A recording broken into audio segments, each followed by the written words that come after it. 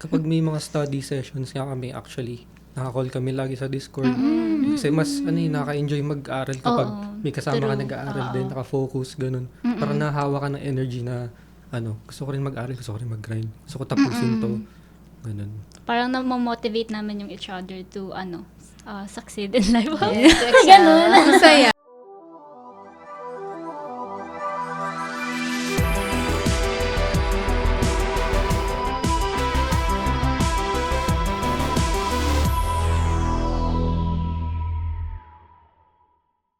Welcome to Kaka Computer.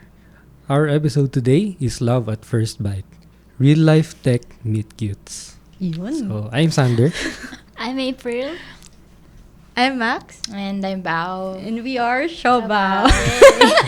Meron kaming sarili na. Yeah. Ayan. So, first question to you guys. Ayun, sige. Kailan kayo nag-meet nung first, partner? Ayun. Or partner nyo ngayon currently? Actually, backtrack tayo. No, backtrack. Kami yung mag-partner currently. Magbabacktrack kami. So, I'm from PLM and she's from PUP. So, we're from different schools and we actually don't know each other. Ano to? Organic encounter to, guys. Ito na yun. Yung tinahanap yung organic encounter. Pero, ayun. So, we met sa volunteers ng AWS Community Day. So, we don't actually know each other. Ako, iniisip ko introvert ako eh. So, wala talaga akong kilala. Kasi, yung PLM kami, tatlo lang kami, magkakasama kami. Tapos, usually kasi, nung mga time na yon puro taga-PUP yung volunteers, right? Tapos, parang nung pagpasok ko pa lang ng pinto, parang sabi ni Asi, lumapit siya sa akin. Asi, yung founder ng AWS, Cloud Club sa Philippines. Sabi niya sa amin, welcome, the volunteers from PLM. Tapos bigla siyang lumapit siya. O hindi. Tinawag ako ni Asi. Tinawag Kasi pala. may bagong, parang sila lang yung PLM. Puro kami PUP. And then, kinausap sila ni Asi. And then, tinawag ako ni Asi. Like, can you welcome these three? Kasi bago sila. So, doon ako lumapit. Ayun. So, lumapit siya. Kasi nga, extrovert siya. Yan. Kasi nga, pinatawag nga. Yan, pinatawag. Tapos, sabi niya, hi, I'm Rotterfield. Ayun yung first encounter namin. So, Yan. kami naman, actually, we're classmates. We're both from TUP. Manila. Yun. Tapos, first meet namin actually nung pandemic kasi nun. Tapos, first face-to-face namin is, meron kaming parang kailangang i-pass. Mag-picture kami sa isang, frame ba yan? Tawag doon? Paint sa museum. Ay, wow. Ganun. Tapos, so first meet namin sa museum, tapos diretso kami ng school. So, yun yung first. Ay, ang cute! Oh my God! Kasi nun, kasagsagan siya ng COVID. So, mostly before that, nag-chat lang kami through Messenger, Discord lang. Yun yung pinaka-first time na nag-meet kami in person. Through art subject namin. Yan. Ay, ang cute naman. I love that. Very, siya, like parang from online, tapos biglang nag-meet. It's giving LDR, but not so LDR. Okay, next question. Did working in tech help or complicate the start of your relationship? Ayan.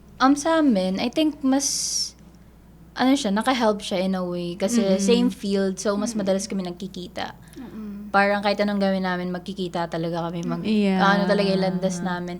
Sa events, sa orgs, halos same kami ng lahat. So, kahit naman ayaw namin makita isa't isa, magkikita kami. Internship. Pati sa, actually, internship namin, hindi namin pinagplanuhan na same role. Parang sinabi na lang namin na, okay, apply tayo. Hindi kami nag-usap, ganyan. Tas nung natanggap na kami, same kami ng department. Grabe. Tapos eventually, Len, may inassign ng mga cloud buddy sa mga interns. Same din kami ng cloud buddy na parang, wala kaming choice. Yeah. Like, oo, ganyan. That's crazy for me kasi out of all those cloud interns, bakit same kami ng buddy? Like, ang layo ng apelido namin from letter B to letter L. Like, akala ko alphabetical yun, pero upon checking, hindi. So, pero ayun, and then sa other like projects and other tasks sa internships, parang since same kami ng field, yung jargon namin, same lang naman. So, mas nagkakaintindihan kami. If may explain ako, maintindihan niya agad. Kaya, yun yung I think nag-help for us naman. Pero sa inyo ba, like, parang kayong dalawa? Actually, same lang kasi. Same na tayo ng situation na pareho kami ng field. Mas madali kami magkaintindihan. Kasi, actually, magka-classmate talaga kami. So, lahat ng groupings, lahat ng projects, Same kayo. pareho kami ng, magkasama kami sa groups. So, kunwari, kapag pag nag-enrollments or may mga panibagong class schedules, pareho lang kami ng schedule. So, every time na may pasok, lagi kami nakapagkita. So, Ay, ang saya. parang that kind of thing is like a benefit for us na rin. Yeah. Actually. Pero ako, I just wanna know, kasi diba there's like a lot of mag-classmate na hindi nag-work. So, how did you work it out? Diba? So, sa tingin ko, nag-work siya kasi ginusto niya. Kasi ginusto namin. Actually, if you guys are both willing, mag-work talaga siya. Parang, whenever there's a problem, pareho kayong, gustong isolve yun. Ayos. Yeah. Tapos, ayun. Ayun na lang. I see. I think yung part lang na nagko-complicate, kunyari meron kaming misunderstanding or like conflict. Pero like, okay, need namin ng time and space. Yeah. Pero hindi. Kasi nga, ano kayo? Kunyari may event. Ayaw, okay, time and space. Pero magkikita kami, okay, Oo, wala. parang wala. Kailangan namin, Mag-usap. Diba? Mag-usap talaga. Same, ganun din kami. Ayun, ganun lang naman sa amin. So, for next question, how did you navigate boundaries between work and personal life early on? Or ano lang, sa internship niyo na lang? Actually, with that, dati kasi, before internship, nung organization, like, di ba, same orgs kami, like, outside organization, napabalance out namin siya before. Like, dati, napag-usapan namin, uy, hindi tayo magko-call sign. Hindi tayo magko-call sign. Ano tayo, ikaw si Pao, ako si Max. Pero recently, parang hindi ko na kaya. Parang gusto ko may call sign. Parang ang hirap. Sobrang hirap niya. Pero sa internship right now, I could say na nahirapan kami na kasi we still call each other nga nung namin yung call sign namin, no? Pero when it comes to work talaga. Hindi mo kami makikita magyakap sa workspace and everything. Pero may mga ibang stuff na may conflict, 'di ba? Actually, minsan kasi parang hindi sa amin, hindi sa internal, but yung external factors. Parang kunyari, we're just working peacefully. And then, kunyari, like lunch break na, so lalapitan na kami ng ibang interns. Bigla lang sasabihin, lang, sweet. Like, sweet saan? Like, we're just working, the both of us. Magkatabi lang kami, tapos ang sweet daw.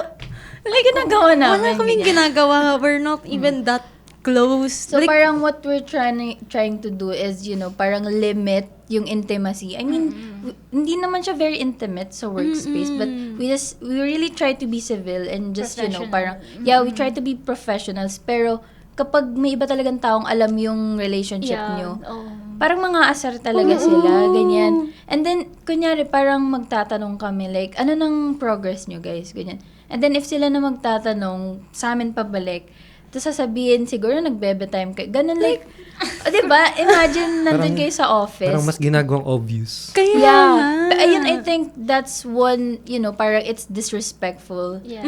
Kasi hindi naman namin sinoshow publicly, but people are trying to corner you na ganyan. Yeah. So that's just sad kasi we're trying to separate talaga yung work sa personal lives namin. Pero, some people are just baka ganun. But yeah, you just have to be very understanding. Yes. And patient. So, Ayun. Pero kayo, like, paano ba sa inyo? During our internship din kasi, ayun, during work hours, pinipilit namin hindi maging masyadong clingy, gano'n. Siyempre, dapat professional kasi we're facing a lot of clients, a lot of professional people. So, tuwing lunch break, uwian, or tuwing papasok sa work, doon lang kami masyado nakakapag Oo, diba? Doon lang nga. naging open sa isa't isa when it comes to clinginess. Kasi sa amin kahit ganun, nakikita pa rin ng iba, ganyan. Kaya, ewan ko, baka it's the people or maybe it's us din. Kasi parang lunch break, kami lang din, parang may instance, okay, like yung table, 6-seater yun. Dalawa lang kami nakaupo sa table na yun. And then, 8 kami sa department namin. Nakaupo na kami, ready to eat. And then, lahat ng co-interns namin, hindi kami tinabihan. Kami lang yun nasa table. Pero, Sorry, pero, ayun, okay, pero we love you guys. Yeah. Nasad lang kami na walang tumabi sa amin. Hindi, Baka, pero- maybe they're thinking, okay, let's give them Privacy. like, Space. bakit privacy? Like, we're in the office. We don't need kumakain privacy. lang kami. And Oo, everything. nakain lang kami. Di kami nagsusumbuan. Nagbabahan kasi kami. Same Oo, kami ng kinakain. Pero, yung iba namang department, nakikitabi naman sa amin. Or baka sadyang gusto lang nilang buo sila, like silang the rest magkakasama. And if nakat sila kasi 4 remaining seats na lang. So, saan yung dalawa pa, di ba? So, baka kami na lang yung baka need left out para kompleto sila sa table. Pero it's just sad na ganun. Yeah. Okay, what's one thing your partner's tech background help you understand better? For me naman, kasi ako sobrang lost ako eh. Talaga kapag nasa tech ka, like kanwari student ka pa lang, sasabihin mo, I don't know what I'm doing. Until now, I don't know what I am doing. Pero dahil nakamit ako from someone na hindi ko ka-school, is parang mas naglawak yung knowledge ko. Naging factor talaga yon. Kasi kapag nasa iisang lang ako eh, like nasa iisang space lang ako sa school, I'm not really learning that much. Like, parang dati nakakulong lang ako sa idea na self-study, pero nakakatamad kasi wala ko kasamang mag-aral. But then, I met someone with the same, Interest. same interest and same din kami ng career. Kasi dati, firm believer ako dati na dapat magkaiba ng field. Kasi, para may matapik ako, tapos, may matapik din. Pero ngayon, na Para may nagka-partner, matapik. pero ngayon, may partner ako na same na career. So, parang, mas nagre-resonate pala. Pero, if it comes with roles naman, before kasi, hindi talaga kami same. Like, parang dati, I'm into dev and everything. Tapos, siya into UI UX, diba? So, parang dati, sabi ko, ay, okay na to kasi magkaiba naman. Pero ngayon na we're in the same. Okay na to. Okay na to. Nag-settle na siya. Hindi kasi, like, for me Okay kasi. na to. Hindi kasi. Okay na For me kasi talaga, dati, parang iniisip ko, parang magka-clash kapag same. Pero, yung pala yung art na kapag same kayo, mag-work out talaga. Kasi dati kasi, di ba pag magnets, positive, negative, nagko-connect. Dati, yun yung iniisip ko. Pero ngayon na I'm here, I love to be here. I really love it. I really love that I am here. I think din kasi same kami ng challenges and struggles. So once na-experience ko na yun, maintindihan ko bakit parang okay, for this week, bakit ganito siya ngayon. Like knowing na ganun yung struggle ko in tech, ganun din yung sa kanya. So mas naiintindihan ko siya. Kaya I think it's helpful na parang same kami ng background para mas naiintindihan ko nga siya dahil sa struggles na same naming napagdaanan. So, mas nagiging empathetic ako sa kanya and, mas maintindihan ko siya and alam ko yung needs na kailangan niya na pwede ko mabigay. Ganyan. And yung help na need niya rin. So, I can be there to support her and help her. Yeah. Ayun yung masaya talaga. Kasi, si Bao kasi, very, talaga siya, soft-spoken. Dati tinatawag niya ako soft-spoken, pero alam ko sa sarili ko na hindi ako soft-spoken. Ayun, nakikita niyo na hindi ako soft-spoken. Ay, pero kayo, kapag, ano yung naka-help sa inyong maintindihan isa't isa? Sa amin naman, actually, iba talaga yung path talaga na gusto namin sa tech team. Ako kasi data analyst, yung gusto ko talaga. Yeah. And siya, software dev or full stack, ganun. Tapos, yung nakatulong talaga sa akin nun, personally is, syempre, hindi ako interested masyado sa pag-develop mga dev, ganun. So, pag nakikita ko siya nag-work, napapatingin ako ganun, parang, nagtatanong-tanong din ako sa kanya, tapos natuturuan niya din ako. Parang yun yung mas okay eh. Parang nagtutulungan kayo Mm-mm. in the same field. Yun. In my part naman, nung nakaalis na kami sa parang data analytics era, naging curious siya sa AWS Cloud. Yeah. Yun. Parang pinipilit niya ako sumama sa mga events, Events. mga community workshops. And that time, parang tinatamad ako. Kailangan pang pilitin. Hindi kasi siya Ganun. introvert kasi. Yeah, dumadaan naman talaga tayo sa ganoong Pero I was very thankful na nangyari yon kasi I was able to learn a lot from her Oo. because of her initiatives. So yung masipag niya sa pagpunta ng mga events. Oo. Ganun. I-invite ko siya. Sabi ko, mag-register ka dyan. Workshop yan. Ganun. Oo, ganun. I love it. Minsan kahit magulat na lang ako sa email ko. Naka-register. Ikaw nag-register sa kanya.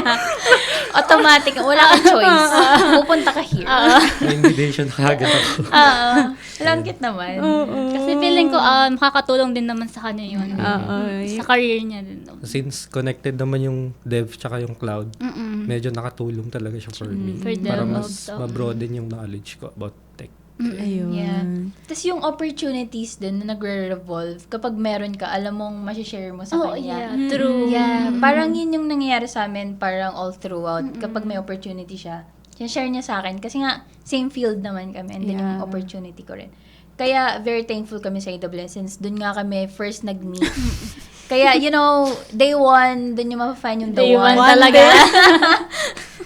One Yeah, day or it's- day one? Day Day one. one. It's always day one. Day one. Hindi, I mean, dati kasi pinapangarap ko lang one day, like, may mamimit na ko, organic encounter talaga. Like, kung hindi ako magtingin sa internet na something like that. And with that, nakita ko ang day one ko. Yes. AWS. Ang the one. Pero nung nag-meet kami nun, parang it took us 2 months pa bago kami mag-uusap. Kasi yung first meet namin, hindi kami magkakilala. We just met. Ganyan. Tapos after 2 months pa talaga kami nagka-developan. Oo, hindi kami nag-uusap. Like, dami nang naging ocular. Tapos, hindi kami nag-uusap. Pero, nafe-feel ko yung presence niya. Kilala ko siya. Kasi, nagsa-stand out kasi, di ba, kulot? Diba? So, parang, yun, alam kong rotor feel siya, pero di ko alam na bow siya. So, hindi ko alam yung nagchat-chat pala dun sa mga group chat na bow. Siya pala yun.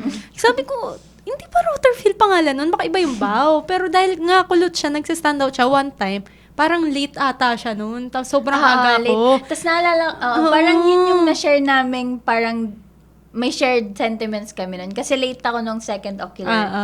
Tapos, ano yung hair na yun? Parang pa-fade na, medyo pinkish. Pink. Parang nung late ako, tapos umupo na ako, nasa harap ko siya, pink yung buhok niya. Tapos una ko naisip nun, gusto ko siyang bulungan, ang ganda ng hair mo, ganyan.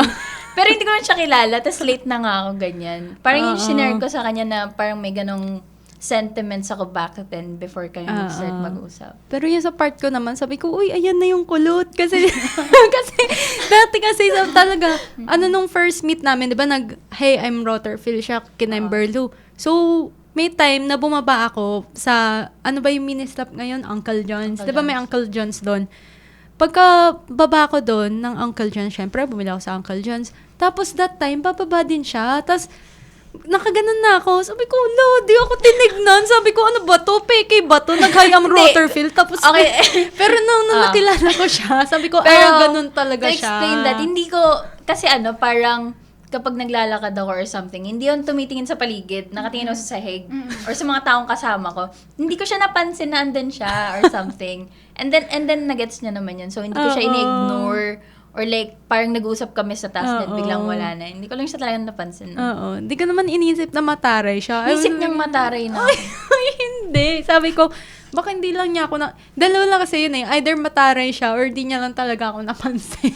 Or hindi ko siya napansin nun. Hindi ko alam na may ganun siyang sentiments. Oo, pero Kaya nagulat ako. intimidated talaga ako sa kanya. Like, parang, Alam mo, hindi kasi parang, medyo, medyo parang bold pa yung itsura mo nun eh. Like, parang, ano yung bold yung itsura? I can't explain, pero yung intimidated. Parang seryoso, ganun. Oo, ganun. Yeah. Yung sa amin naman, yung ano talaga namin, interaction talaga namin sa games.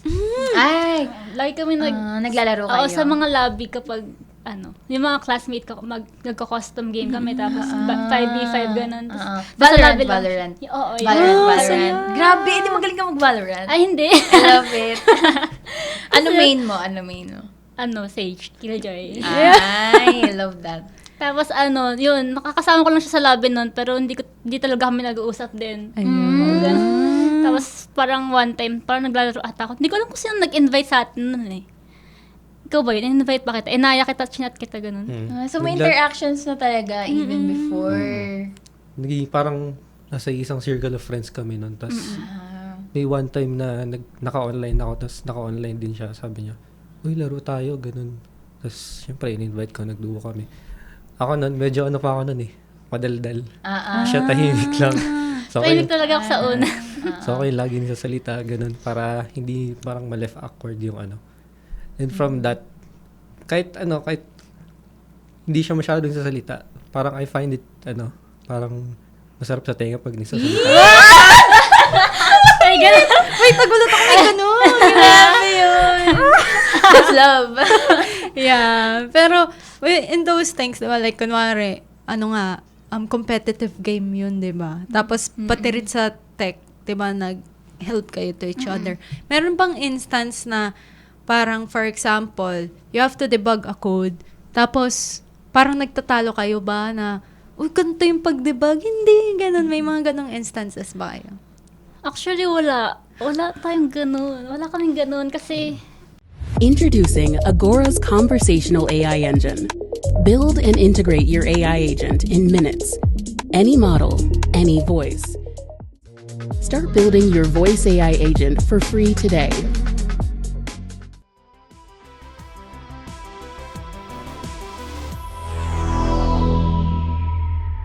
Ano ba? paano ko ba-explain? Kasi parang sa group kasi namin, parang may mga, talaga kami, parang, pag sa'yo na-assign niyo isang task, ikaw yung tatapos. Gets it. So, parang yung task niyo magkaiba totally. Kaya wala namang conflict. I see. Parang may kami. Parang hindi kami nagkakaroon ng conflict sa isa't isa kapag yung idea niya hindi na-meet yung hindi ko na-meet yung expectation niya. Yeah. Ganun. Na-assign ko sa kanya ibang task para maiwasan yung conflict masyado. Okay, gets. Kasi sa amin, meron kaming ganyang conflicts. Parang madalas siya, tapos di ko naintindihan paano nag-arise yung problem. Maybe it's us. Maybe it's the problem. Pero there's one time kasi, syempre yun nga yung sinasabi ko, di ba nga, dati, firm believer ako na mas okay nga na magkaiba. Yun nga, dahil nga nasa same kami. So parang, parang meron akong pride sa ko. Like, parang, this is Ramdam ko yung layer of pride niya. Every time she speaks, there's a tone na may need siyang patunayan. Na parang like, kunyari nag-ask siya, and then I'll answer. And then she'll answer in a way na parang pinapa-feel ko sa kanya, hindi niya alam. Nagtanong ka! Like, girl, you asked. Ba't ganyan yung tono mo? Parang yun yung conflict na, it's an ongoing conflict that we're still working out. Kasi, ayan, siya na nagsabi na may layer of pride talaga siya when she tried to ask or answer, ganyan. Na parang, hindi naman dapat. Ganyan. But yeah, we're still working on it. And it's normal naman sa isang relationship. Kasi, lang, sa background lang kasi sa akin, parang dati kasi lagi ako binibelittle ng tao. So, parang, right now, this, like, this is not right, pero I'm just saying my background, pero hindi dapat yun ang nagme-measure na, ayun, bakit ako ganun sa kanya. Dapat hindi ganun. Pero yun talaga yung sa akin dati kasi nabibelittle ako. So parang, I don't know how to speak out before. Tapos ngayon na I can. Parang nasobrahan naman ata. Parang ako na sumalo. Pero, ayun naman, I'm really sorry about those times talaga. And we're working on it. We're making things work. Diba? Yeah. Ganun naman talaga sa pag first time na relationship or early phase ng relationship, may kailangan mag-compromise while yung isa natututo mag-adjust or may kailangan siyang baguhin na dapat itama, ganun. Yeah.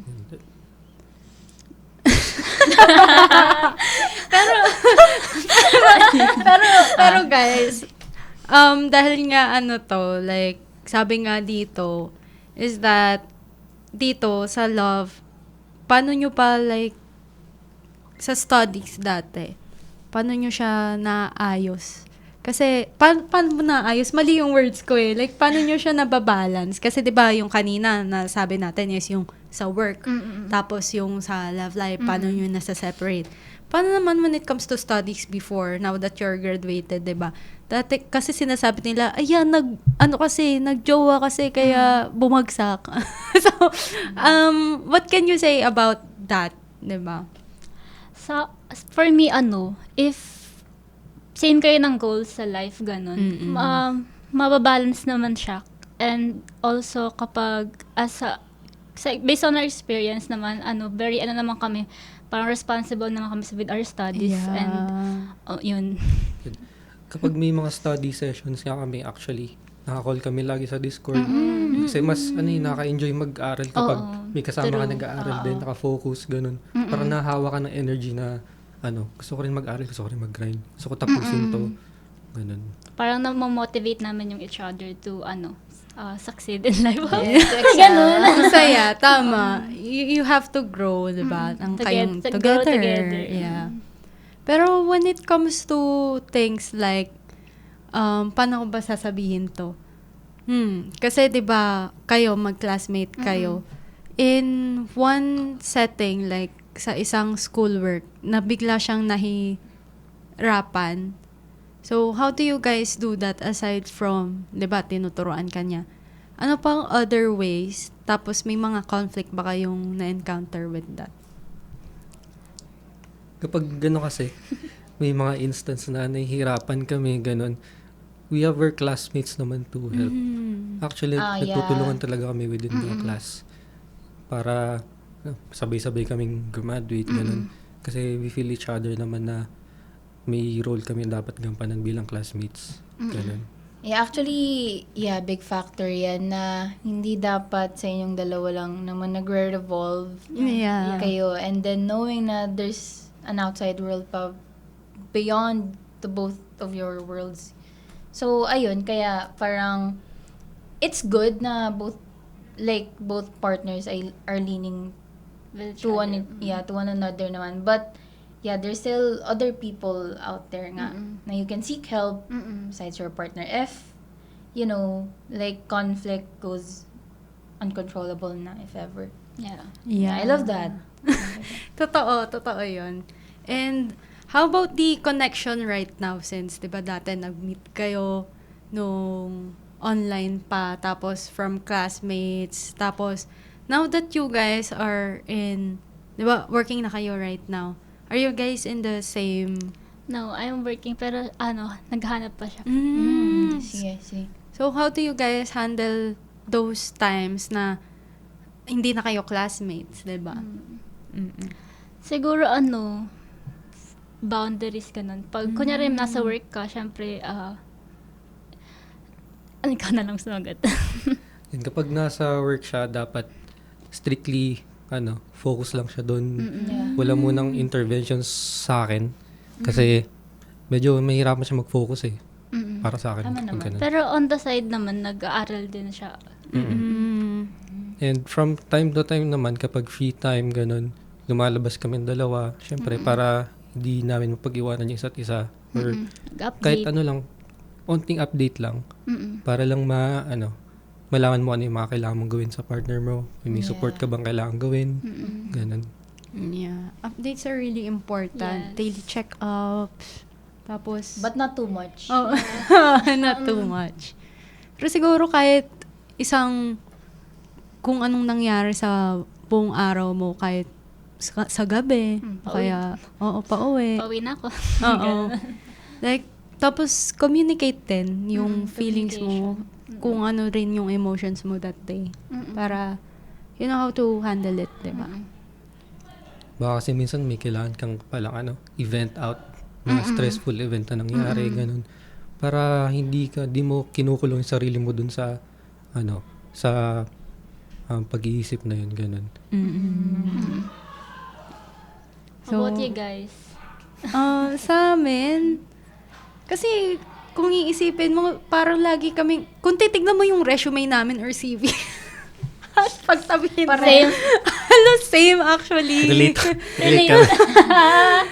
Pero, ayun naman, kung usapan naman like, at those times, lagi ko lang sinasabi is, update mo naman ako, nangulila ako. Very kasi ako, like, Very nga siya. Kunyari, nakalimutan kong sabihin kumain na ako. Ganyan. Di mo sinabing kumain ka na. Ganyan. Parang nakakalimutan ka na. Di, pero kailangan yun para malaman ko kung kumain na talaga siya. Kasi baka mamaya hindi siya kumakain, di ba? Kasi may mga times na hindi talaga siya nakalimutan niya mag-update. Pero hindi niya pala nakalimutan. Hindi kasi talaga siya kumain. Hindi talaga siya kumain. Kaya gusto ko yung mga ganong mga parang type of updates ba? Para malaman ko kung kumain ba siya. Baka mamaya hindi niya na inaalagaan yung sarili niya, di ba? Case-to-case basis naman siya Yes. sa both relationships if how you want to communicate. Yeah. Kung Yung anong daily- mag-work. kung anong mag-work. So, if it works for us, baka sa iba it might Yeah. not work. Yeah. Kaya, ayun. Pero it's really different for everyone talaga. Yung iba, nagwo-work sa kanila yung LDR, nagwo-work sa kanila yung laging nagchat-chat. Yung iba, gusto, nagpapahinga muna.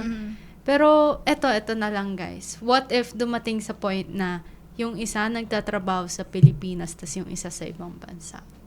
Sama niya ako. Char. Sama mo ko. Walang choice. Pero meron kasing mga ganong times na your plans clash talaga. Na hindi mo siya eventually na nare-realize na magkaiba na pala kayo ng plans. Kasi nagkaroon din kami dati. Dati talaga, sabi ko, after mong gumraduate, kailangan i-meet mo ako sa school, ganun. Kasi nag-aaral pa ako. Kasi ako, hindi pa ako gagraduate. So, parang siya, kailangan, andun. Tapos, parang umabot din sa point na, what if mag-live-in tayo mga those times? Parang, hindi pala kami same ng plan, ganun. Pero, ngayon, napag-usapan naman namin, you just have to meet halfway, di ba? Oo. Yeah, just have to meet halfway na. And it's okay naman if, like, magkaiba kayo ng Yeah. plans. Basta i-communicate nyo lang and what will work for the both of you. Yeah. At saka, support lang din. For, kung saan ba, Mag-grow. yeah, yung partner mag-grow. mo. And, kung ano ba yung much better pang Yeah. gawin. So, Tsaka kung love mo naman yung partner mo, willing ka mag-readjust para mag-meet kayo talaga sa gitna. yeah. Pero ayun, hindi rin talaga maiiwasan na magka-conflict at those times kasi syempre yung emotions mo hindi mauuna. Like parang iiwan mo na ako ganun. Kasi emotional ako. She's very, very emotional person. Like, everything merong associated na emotion. And, you just have to be gentle with it. Kasi she tends to snap. Tapos, naiiyak ako. Pero ayun lang guys. So, always, always communicate. Yeah, it's very important. Yeah. So, ayun. So, that's for today's episode. So, we are all like people here who met our partners in the same field. And that's how we, fix our conflicts and ano ba yung mga conflicts na encounter and rin kung paano kami nagkakilala. Yan. Yeah, it's so fun. It's a fun memory. Yeah. Ayan guys, alam nyo na paano kami Community Day. Mag-volunteer kayo sa AWS Community Day. May mga kilala na akong nag-volunteer there and nagkatuluyan sila there, di ba? Pero baka guys, kilala nyo yung pag nag-volunteer kayo, hindi yun yung goal nyo, ha? Ang goal nyo is to help the people, serve the people, okay? For the people tayo, guys. Hindi yung pupunta It's kayo doon. bonus. It's a For the love bonus. life. Yeah, kasi when we met, we're actually not finding someone it wasn't naman. our intention. Yeah. Eventually, it will work Come. naman, diba? So, ayun, guys. So, ayun lang Yun naman. lang. Thanks to our sponsors, Agora, Tutorials Dojo, Young CTO, Amazon Web Services User Group Philippines, and Facebook subscribers. On to our next episode.